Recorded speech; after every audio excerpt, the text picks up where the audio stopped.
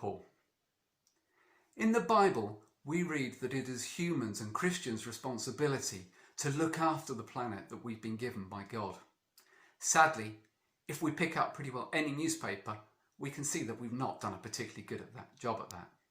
Indeed, I read this week that since 1994, this planet has lost 28 trillion tonnes of ice as a result of the planet warming. Now, I'm not going to give the geography teacher's lecture on the evidence of humans' impact on that, or the possible knock-on effects of all that loss of ice. But from everything I've read, I'm pretty convinced that as humans, we need to do something about this. But when you hear huge numbers like 28 trillion, it's so easy to feel overwhelmed and think we can't do anything. But here in church, we've learned how 1 degree shifts, small changes in what we do, can make a difference in terms of our impact on the planet. It's very easy to forget that when the world and our day-to-day lives take over. But maybe we just need to remind ourselves and think, what are the little things that we can do that will change how much we impact the planet?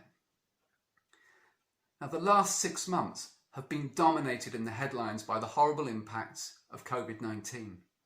As a result of this, climate change has dropped further down the news. But sadly, the planet is still warming. It hasn't gone away.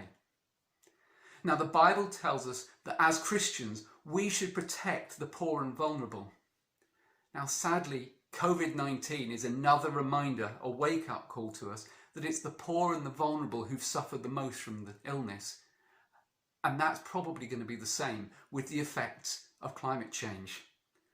Maybe something good that comes out of COVID-19 is that reminder that we need to protect the poor and the vulnerable, and we need to do something to protect the planet.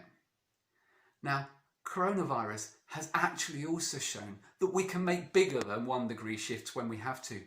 We have adapted because we've had to, and some of those things have been great for the planet. Our air quality has got better.